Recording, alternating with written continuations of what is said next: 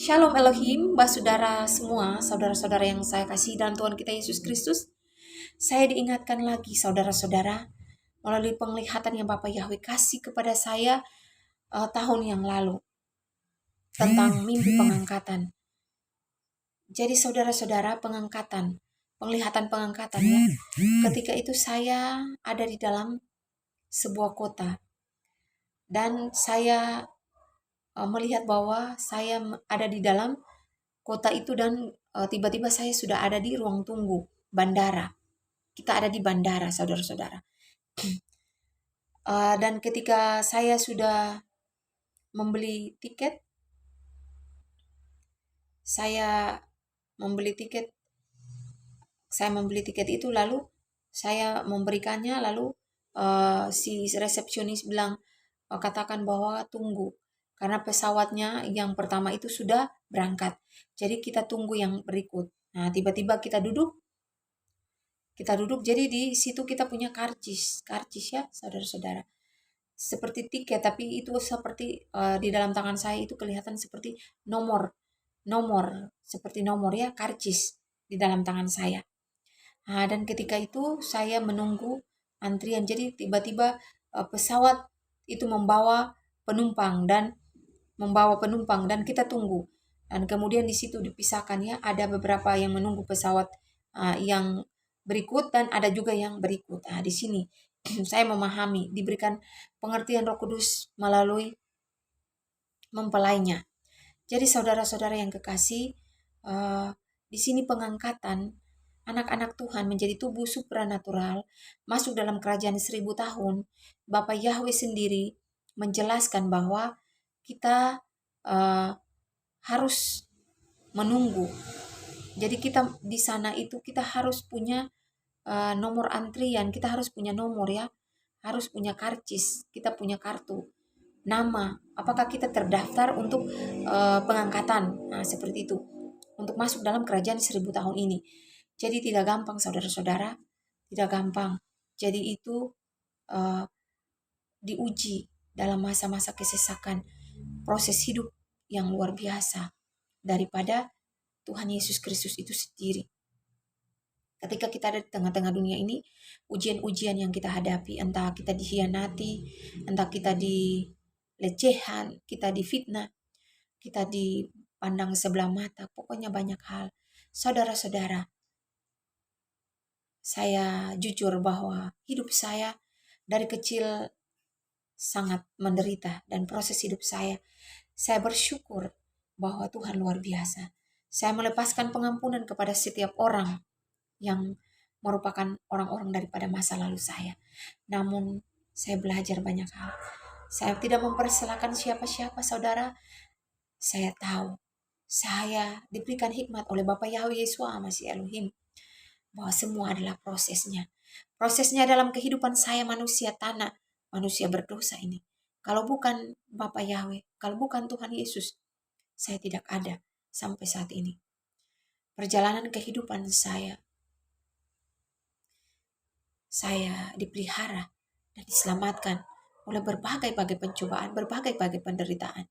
Saya diselamatkan sampai saya ada dan tiba di saat ini. Marilah saudara-saudara, jangan andalkan logika manusia kita untuk kita mengerti segala sesuatu pekerjaan Bapa di tengah-tengah dunia ini. Karena apa? Yang tidak bisa kita pikirkan itu Bapa Tuhan Yesus Kristus itu yang menciptakan kita. Seluruh isi dunia ini Ia yang pegang kendali. Ia yang berhak atas hidup kita. Apapun yang Ia mau lakukan, itu haknya. Kita adalah manusia, kita tidak bisa mengatur-ngaturnya. Ia mau datang sebagai bayi, Ia mau datang Ia mau masuk ke dalam manusia. Kita tidak bisa mengatur-ngaturnya, saudara-saudara. Marilah. Dia punya kehendak bebas atas kehidupan kita. Ia memberikan kehendak bebas. Pilihan ada pada kita, saudara-saudara. Mari. Jangan sampai kita tidak punya karcis untuk masuk ke kerajaan 1000 tahun. Mari kita berlomba-lomba, saudara-saudara. dengan ketulusan hati, dengan kerendahan hati, sebagai manusia tanah yang siap dilebur dalam api peleburan penyucian, yaitu penderitaan-penderitaan kehidupan. Kita siap untuk menyangkal diri, kita siap menyangkal siapa kita, memikul salib. Kita belajar daripada Yesus itu sendiri yang adalah tokoh background kehidupan. Saudara-saudara yang kekasih, masa ke depan adalah masa kesesakan. Dan saya berdoa, Bapa, saya tidak sanggup untuk masuk dalam penderitaan yang akan menimpa dunia ini ke depan, Bapa. Kasihani saya orang berdosa ini. Kasihani saya orang berdosa ini, Bapa. Jikalau sekiranya Engkau mendapati hamba akan berkhianat, atau hamba akan menjadi seorang pencemu, atau seorang yang jatuh ke neraka, mendingan sekarang Engkau cabut hamba, Engkau cabut nyawa hamba, Bapa. Bapa yang pegang kendali atas kehidupan kita. Prosesnya sangat luar biasa. Ketika kita memaknai setiap penderitaan kehidupan adalah proses cintanya Tuhan untuk membentuk kita menjadi manusia-manusia, bukan gampangan, manusia-manusia kuat, manusia-manusia roh. Sebab di dalam kita adalah roh Allah, kita diciptakan segambar dan serupa dengannya. Jadi mari saudara-saudara, kita semua pasukan 77 yang sudah menyimpang dan sudah tidak percaya lagi kepada mempelai dan ajaran-ajaran Bapa Yahweh melalui mempelai dan ketujuh saksi dan ketujuh bintang dan kedua saksi. Saudara-saudara, renungkanlah, datang dalam hadirat Tuhan, penuh kerendahan hati, bersujud di bawah kakinya, dan berpuasalah, mintalah, maka Ia akan menjawab. Di manakah engkau berdiri saat ini? Di manakah engkau berada saat ini, saudara-saudaraku? Dan kepada kita semua yang ada, marilah kita tetap hidup dalam kebenaran. Marilah kita tetap menjaga kekudusan hidup kita. Hendaklah kita setiap hari memohon ampun, meminta pengampunan kepada Bapa. Sebab kita manusia tanah, kita ada di tengah-tengah dunia ini, kita tidak luput dari dosa dan salah. Karena itu, jagalah lisan kita, jagalah tulisan kita, jagalah hati kita. Janganlah kita menghakimi. Kita melihat sesuatu di mata orang lain, tetapi kita tidak melihat sesuatu selumbar itu di mata kita, diri kita sendiri. Marilah kita selidiki hati dan batin kita. Kita datang dalam hadirat Bapa Yahweh dengan penuh kerendahan hati. Kita memohon belas kasihannya, maka Ia akan menuntun jalan kita. Percayalah bahwa hidup dan mati ada di tangannya. Bahkan Ia yang memegang kunci kerajaan maut. Ia yang memegang kendali atas hidup kita. Segala sesuatu yang terjadi atas kehidupan kita di tengah-tengah dunia ini tidak terjadi secara kebetulan. Semua atas kendalinya. Ia yang menyelamatkan kita dari maut. Ia yang melindungi kita. Walaupun orang katakan bahwa ini dan itu, namun segala sesuatu Engkau yang pegang kendali. Engkau selalu dan senantiasa ada bersama-sama dengan orang-orang yang berseru-seru kepadamu siang dan malam. Orang-orang yang patah hati dan remuk hatinya. Marilah saudara-saudara, percayalah. Sebab Yesus itu sedang ada di tengah-tengah dunia ini. Akan ada saatnya Ia akan segera tidak ada, menghilang, menjadi tubuh rohnya. Dan kalian akan cari-cari, tidak ada lagi kalian temukan. Disitulah akan ada penderitaan, kertakan gigi, penyesalan yang luar biasa yang tidak akan kalian temukan. Kalian belajar dari 2000 tahun yang lalu.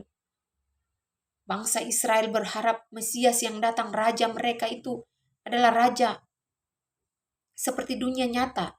Raja yang berwibawa, raja yang duduk di atas tahta. Tetapi tidak sesuai dengan apa yang mereka inginkan. Tidak sesuai dengan logika manusia mereka. Tetapi yang datang adalah seorang anak tukang kayu, orang biasa, Yesus Kristus itu sendiri. Dan banyak yang menolaknya. Bahkan sampai mereka memasung makunya di tiang kayu salib. Itulah manusia-manusia yang memakai logika mereka yang terbatas. Kalian tahu, 2000 tahun yang lalu, manusia itu jatuh ke dalam dosa karena iblis. Dia tertipu. Manusia itu tertipu oleh si ular tua itu. Ia mengganggu pikirannya. Jadi serangan iblis Kuasa-kuasa kegelapan itu, ular tua itu sering menyerang kita itu daripada otak kita, pikiran kita manusia. Jadi berhati-hatilah. Jangan pakai logika manusia yang terbatas sebab kita ini debu tanah. Hei manusia, siapakah kita? Kita hanyalah tanah manusia. Kita hanyalah tanah. Kita tidak bisa mengatur-ngatur pencipta kita. Kita tidak bisa. Apapun yang mau ia lakukan di tengah-tengah dunia ini, apapun yang mau ia kerjakan, itu adalah haknya. Siapakah kita? Kita hanyalah tanah. Jangan kita pernah mengatur-ngaturnya Tuhan. Mari bertobatlah selagi masih ada kesempatan. Sebab hari-hari ke depan adalah kegelapan. Akan terjadi banyak penyakit-penyakit baru, virus-virus baru. Yang Tuhan Yesus sendiri memberikan peringatan bahwa kepada anak ini, kepada hambanya ini, bahwa akan ada banyak penyakit. Dan ketika hambanya ini melihat di sebuah rumah sakit, ada banyak suster-suster yang panik dan pasien-pasien yang melonjak masuk rumah sakit, dan banyak keluarga-keluarga orang daripada mereka yang sakit itu mereka panik dan mereka sampai berebutan obat-obatan, dan mereka seperti orang yang hilang pengharapan. Mereka tidak tahu arah tujuan, mereka bingung, bimbang dan ketakutan. Mari saudara-saudara, akan muncul virus-virus baru ke depan melalui tanda 66 yang kalian sudah terima itu. Karena itu bertobatlah sungguh-sungguh, datang dalam hadirat Tuhan. Karena Yesus Kristus itu mengasihi kita semua. Ia tidak mau kita binasa. Tetapi kalau kita yang sudah ada menerima tanda binatang itu, marilah kita bertobat dengan sungguh-sungguh dalam kerendahan hati, kita mohon belas kasihannya. Dan jangan pernah menyangkal namanya ketika si antikris itu berdiri, berkuasa penuh akan dunia ini. Janganlah pernah menyangkal akan namanya. Yesus Kristus, firman yang hidup itu sendiri. Ia yang memelihara dan menghidupi kita. Bukan karena hebat kita, bukan karena pekerjaan kita, bukan karena apapun. Tetapi Yesus yang memelihara. Yesus yang memelihara kita. Karena itu saudara-saudara di luar sana, jangan engkau takut. Kalau lewat tanda itu engkau harus berhenti kerja. Berdoa, tanya. Jangan engkau takut, engkau tidak makan, engkau tidak minum, engkau kelaparan dan mati. Jangan takut. Barang siapa yang takut kehilangan nyawanya, ia akan kehilangan nyawanya. Dan barang siapa kehilangan nyawanya karena aku, ia akan memilikinya. Bijaksanalah, berdoalah, minta hikmat. Jangan berikan dirimu menerima tanda binatang yang sementara berjalan saat ini. Tanda itu sangat berbahaya bagi tubuhmu. Sebab tubuhmu adalah bait Allah. Engkau diciptakan segambar dan serupa dengan Yesus Kristus. Firman yang hidup itu sendiri. Firman Tuhan berkata, jika engkau melihat si pembinasa keji itu berdiri di bait Allah bukanlah gedungnya, tetapi engkau sendiri manusia. Tubuhmu adalah bait Allah. Tubuhmu adalah bait Allah. Karena itu, sadarlah, jika engkau sudah menerima cairan itu, bertobat sungguh-sungguh, dan jika engkau masuk dalam pemerintahan antikris, jangan pernah engkau menyangkal akan nama Yesus Kristus itu, firman yang hidup itu sendiri. Walaupun engkau harus mati martir. Bertobatlah hai manusia. Dan kalian manusia-manusia yang tidak memakai tanda binatang itu, namun kalian sombongnya bukan main. Memakai logika manusia kalian. Sehingga kalian menghujat pekerjaan Roh Kudus di akhir zaman ini. Bertobatlah. Bertobatlah sebab Yesus mengasihi kalian semua. Bertobatlah saudara-saudara. Sebab Tuhan menentang orang yang sombong, tetapi mengasihani orang yang rendah hati. Sebab tanpa kekudusan, kita tidak bisa melihat Allah. Hanya orang yang kudus hatinya yang bisa melihat Allah. Marilah saudara-saudara, di hari-hari terakhir ini, pilihan ada pada kita masing-masing. Tidak ada paksaan, Tidak ada paksaan, saudara-saudara. Kehendak bebas Bapa berikan kepada kita. Jalan yang lebarkah atau jalan yang sempit yang kalian pilih? Di dalam dunia ada dua jalan, lebar dan sempit. Silakan, renungkanlah mana yang kalian pilih. Tentukanlah dan ambil keputusan. Jangan terlambat.